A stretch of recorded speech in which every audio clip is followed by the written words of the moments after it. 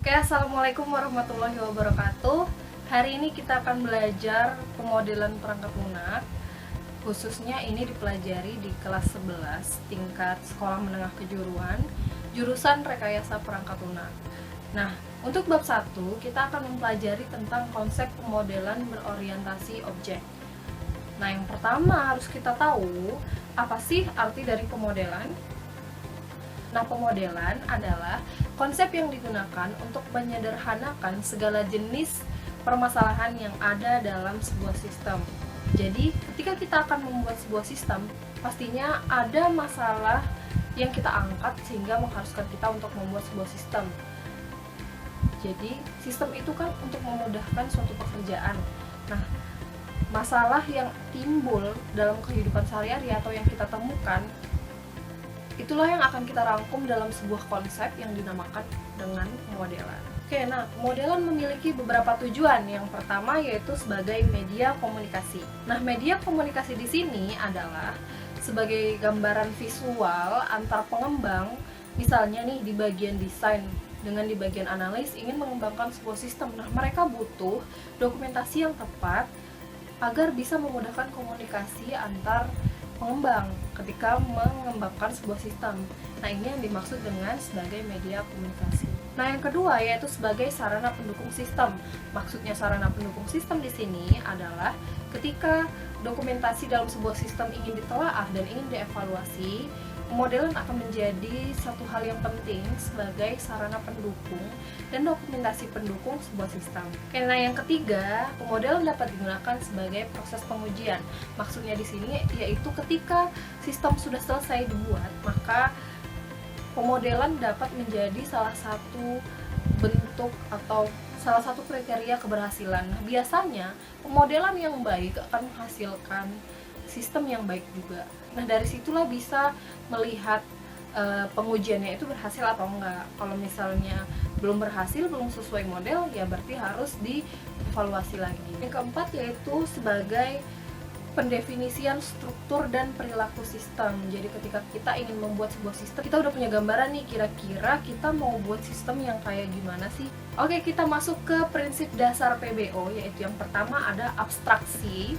Ini adalah proses untuk mendapatkan intisari dari sebuah objek. Nah, tujuannya apa sih? Tujuannya agar kita dapat membedakan antara objek yang satu dengan objek yang lain. Oke, di sini kita udah kasih contoh ya. Yang pertama yaitu contohnya misalnya ikan. Ikan itu kan punya beberapa bagian. Bagian yang mungkin belum tentu dimiliki oleh objek yang lain.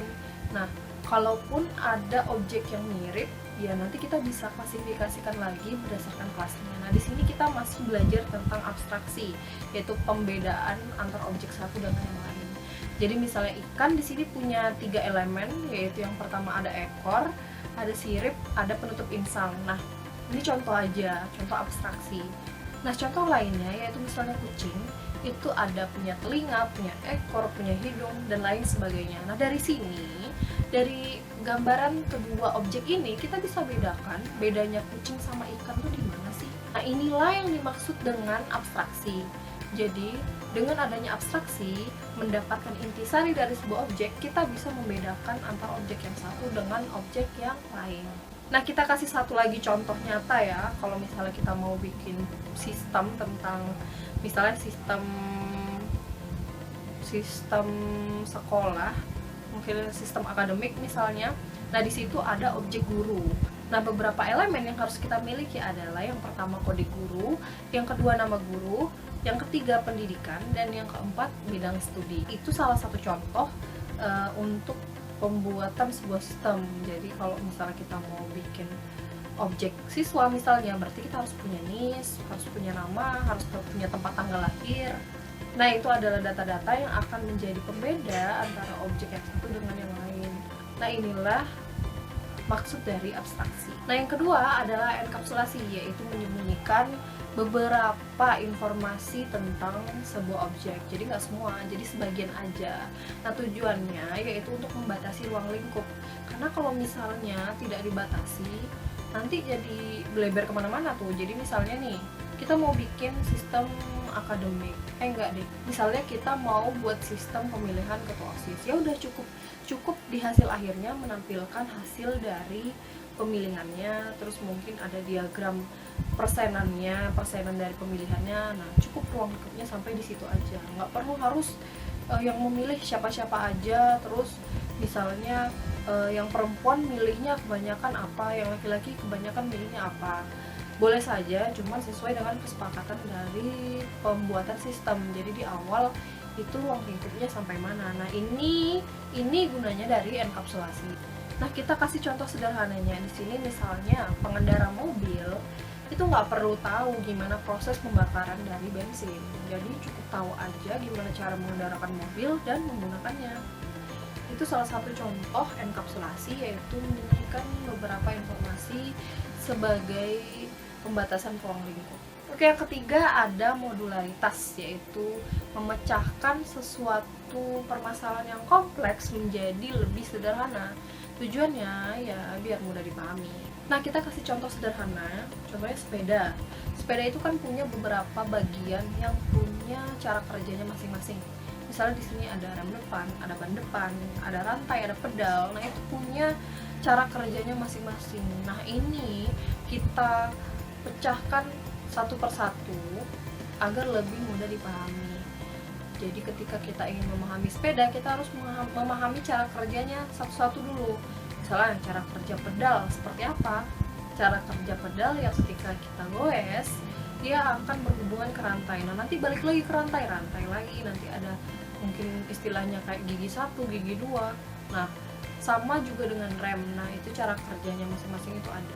Oke, yang keempat adalah hierarki, yaitu pembagian objek berdasarkan pengelompokan tertentu. Nah, ini tujuannya untuk memudahkan ketika proses modularitas dan abstraksi, yaitu ketika kita ingin mendapatkan intisari dari sebuah objek dan memecahkan suatu yang kompleks menjadi lebih sederhana. Nah, kita akan lebih mudah nanti melakukan abstraksi dan modularitasnya. Oke, contoh sederhananya unggas. Unggas itu kan ada banyak, ada ayam, ada bebek, ada burung. Nah, itu pasti beda-beda abstraksinya.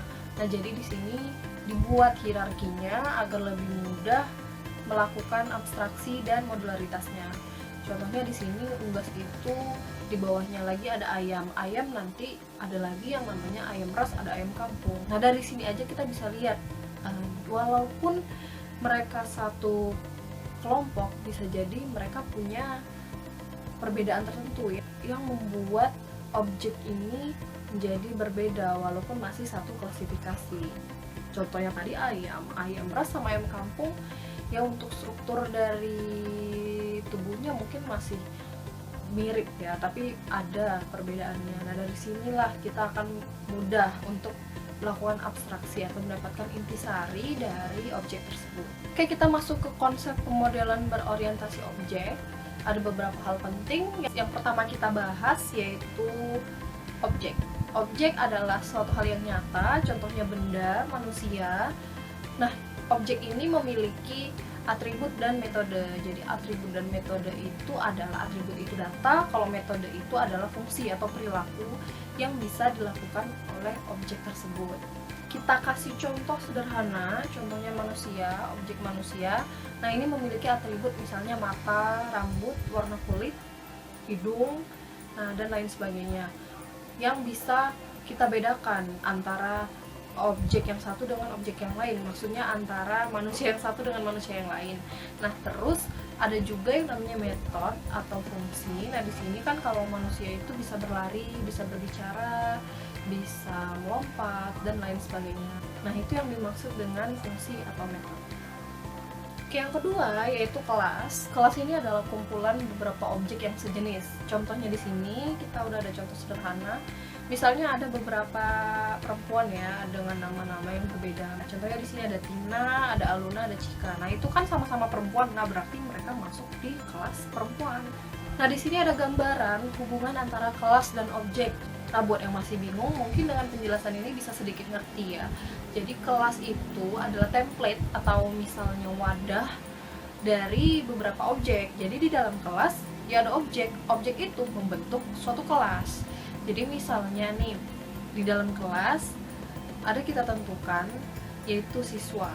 Nah, Siswa ini kan punya beberapa data, ada nama, ada alamat, ada tempat tanggal lahir. Nah, nanti ketika data siswa ini sudah dipecah lagi menjadi beberapa data, namanya udah ditentukan nih, misalnya Tia, terus listnya 1, 2, 3, 4. Nah, itu otomatis udah jadi objek sendiri, jadi udah menjadi objek tunggal, yaitu yang dihasilkan dari sebuah kelas siswa. Oke, yang terakhir ada konsep UML. Nah, kenapa sih konsep UML dibahas di bab 1? Karena nanti di bab selanjutnya kita akan mempelajari tentang beberapa diagram UML.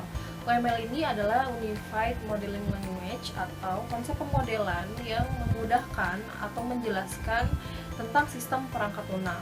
Jadi nanti di sini kita kasih contohnya beberapa, tapi nanti kita jelaskan di bab selanjutnya. Nah, di sini ada beberapa contoh. Yang pertama yaitu diagram kelas, yang kedua ada diagram use case, kemudian yang ketiga ada diagram aktivitas. Nah, sebenarnya masih banyak diagram yang lain, cuman nggak kita bahas di sini. Nah, dari sekian penjelasan yang tadi sudah kita lewati bersama-sama, kita sudah menyimpulkan beberapa hal yang bisa kita ambil dari pelajaran hari ini. Yang pertama yaitu pemodelan adalah proses menyederhanakan suatu masalah ke dalam bentuk sistem. Kemudian ada 4 prinsip dasar dari pemodelan. Yang pertama yaitu abstraksi, yaitu proses untuk mendapatkan inti dari sebuah objek.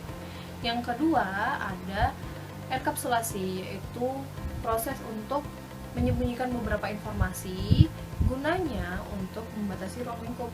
Yang ketiga ada yang namanya modularitas, yaitu menyederhanakan suatu masalah dari yang kompleks menjadi lebih sederhana agar lebih mudah dipahami.